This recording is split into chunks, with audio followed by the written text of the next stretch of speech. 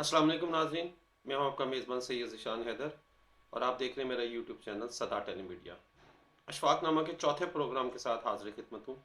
आइए शुरू करते हैं आज का प्रोग्राम। नाज़रीन, इशफाक अहमद साहब लिखते हैं, जिस ज़माने में मैं रूम में लेक्चरार था, रूम यूनिवर्सिटी में सबसे ज़्यादा यंगस्टर प्रोफेसर मैं खुद था। यूनिवर्सिटी में छुट्टियाँ थीं, गर्मियों का ज़माना था। दोपहर के वक्त रेडियो स्टेशन पर मुझे उर्दू ब्रॉडकास्टिंग करनी पड़ती थी। मैं वहाँ से लौटकर वापस आ रहा था तो मेरे कमरे में दोपहर के वक्त सब लोग कलूला करते थे। 4 बजे तक सब सो जाते थे और रूम की सड़कें खाली हो जाती थी और कारपोरेशन ने ये इंतज़ाम कर रखा था कि वो वहाँ पर पानी के होज लगाकर सड़कें धोते थे और शाम तक सड़कें ठंडी भी हो जाती थी, खुशगवार भी हो जाती थी और साफ़ भी हो जाती थी। तो वो सड़कों को धो रहे थे। इक्का दुक्का ट्रैफिक की कोई सवारी आ जा रही थी तो मैं अपनी गाड़ी चलाता हुआ जा रहा था। मैंने देखा कि एक गोल दायरा है, इसके ऊपर से चक्कर काट कर आऊँगा तो मुझे लंबा पड़ जाएगा। फिर मैंने अपने घर की तरफ मुड़ूंगा तो बीच में से गुजर जाते हैं। इस वक्त मुझे कौन देखता है? 2 बजे का टाइम था। मैं बीच में से गुजरा तो वहाँ एक सिपाही खड़ा था। उसने मुझे देख लिया और उसने इस चीज़ की परवाह नहीं की, मुझे जाने दिया कि ये जा रहा है, ये नौजवान है तो कोई बात नहीं। जब मैंने देखा शीशे में से गर्दन घुमा के, मुझे थोड़ा सा याद पड़ता है, मैं तंजन मुस्कुराया भी, कुछ अपनी फेट के ऊपर, कुछ अपनी कामयाबी के ऊपर। मैंने खुशी मनाने के लिए एक मुस्कुराहट का फूल उसकी तरफ फेंका। जब उसने ये देखा कि उसने मेरी ये इज्जत की है तो उसने सीटी बजा के मुझे रोक लिया। अब वहाँ पर सीटी बजाना मौत के बराबर थी और रुकना भी था। मैं रुका, वो मेरे पास आ गया और आके खड़ा हो गया। पहले मुझे सलूट किया। बाहर ये रिवाज है कि जब भी आपका चलान करते हैं, आपको पकड़ना होता है तो सबसे पहले आकर आपको सलूट किया जाता है। तो उसने खड़े होकर पहले तो सलूट मारा। अब मैं अंदर से थर थर काँप रहा हूँ। शीशा मैंने नीचे किया तो वो मुझे कहने लगा, क्या आपका लाइसेंस? तो मैंने इससे कहा, मैं आपकी ज़बान नहीं जानता। उसने कहा, चंगी भली ज़बान तो बोल रहे हो तुम। तो मैंने कहा, मैं नहीं जानता, तुम ऐसे ही झूठ बोल रहे हो, मैं तो नहीं जानता तुम्हारी ज़बान। तो उसने कहा, नहीं, आप अपना लाइसेंस दें मुझे। तो मैंने कहा, फ़र्ज़ करें जिसके पास इसका लाइसेंस ना हो तो फिर आप क्या करेंगे? तो उसने कहा, कोई बात नहीं, मैं आपका चालान कर देता हूँ, पर्ची फाड़ के तो ये आप ले जाएं और जुर्माना जमा कर दें। मैं तो इसीलिए आपसे आपका लाइसेंस मांग रहा था। तो मैंने कहा, मुझसे गलती हो गई। तो उसने मुस्कुराते हुए कहा, गलती हो गई थी तो चले जाते।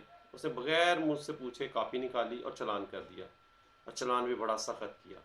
12 आने जुर्माना मैंने किया और मुझे उसकी पर्ची दे दी। मैंने कहा, मैं इसको लेकर कहाँ जाऊँगा? तो उसने कहा, अपने किसी भी करीबी डाकखाने में मनी ऑर्डर की खिड़की में जमा करा दें। बस वहाँ कचहरी नहीं जाना पड़ता था, धक्के नहीं खाने पड़ते थे। मैं जब चालान जमा करवा कर घर आ गया तो मैंने अपनी लैंड लेडी से कहा कि मेरा आज गाड़ी का चालान हो गया। कहने लगी, आपका? मैंने कहा, क्या करूं? अब इनको ऐसे लगने लगा था जैसे इनके घर में कोई बहुत बड़ा मुजरम रहता हो। उसने अपनी बेटी को बताया कि आज प्रोफेसर साहब का चालान हो गया है। सारे रोते हुए मेरे पास आ गए। मैं डर गया कि या अल्लाह, ये क्या माजरा हो गया। कहने लगी, तू शरीफ आदमी लगता है, किसी अच्छे घर का भी लगता है, लेकिन तू ऐसा वैसा नहीं है। खैर, घर खाली करने को तो नहीं कहा। जो बुढ़ी माई थी उसने कहा, हो जो हो गया वो तो हो गया, बरखुरदार तुम्हारा चालान, मगर किसी से इस बात का जिक्र ना करना, महल्लेदारी का मामला है, रसवाई होगी। मैंने कहा, नहीं पता लगने दूंगा, आप बेफिक्र हैं। मेरे लाओबाली तबीयत देखिए, 26 साल की मेरी उम्र थी। चालान जेब में डाला और निकल गया दोस्तों से मिलने। अगले दिन मुझे जमा करवाना था लेकिन मैं भूल गया। उससे अगले दिन मुझे असूलन जमा करवा देना चाहिए था।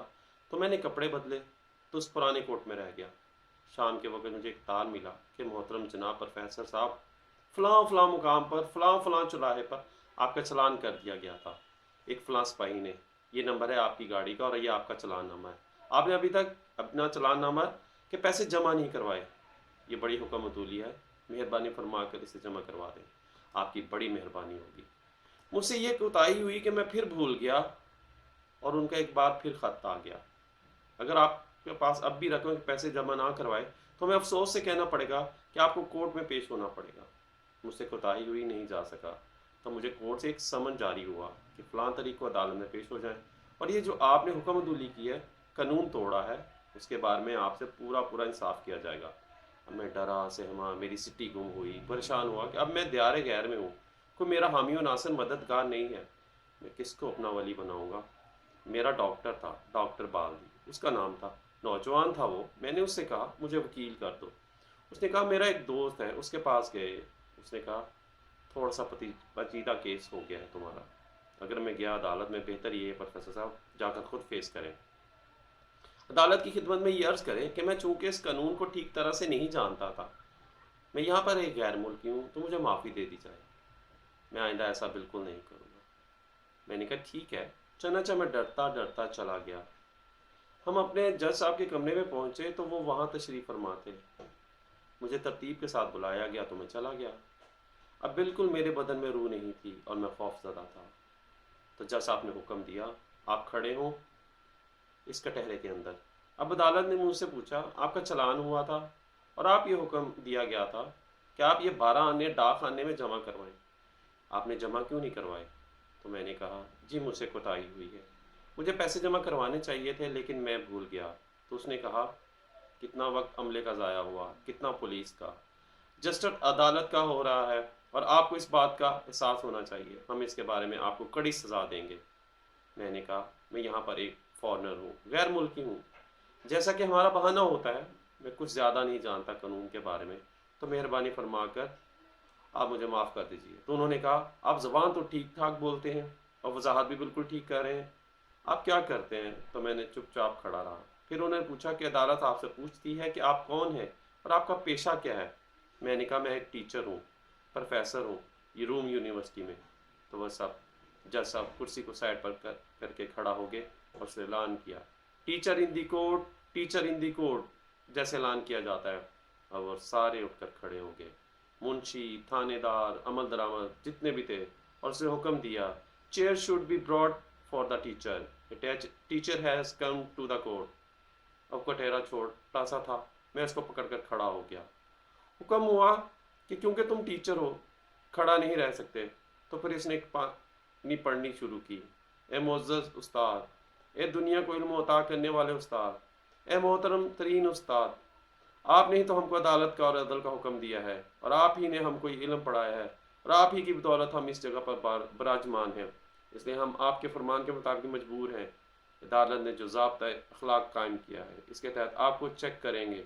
बावजूद इसके कि हमें इस बात की शर्मिंदगी है और हम बेहद अफसरदा कि हम एक उस्ताद को जिससे मोहतरम और कोई नहीं होता अपनी अदालत में ट्रायल कर रहे हैं, और ये किसी जज के लिए इंतहाई तकलीफ दे मौका होता है कि कोर्ट में एक उस्ताद मुकर्रम और उससे ट्रायल किया जाए।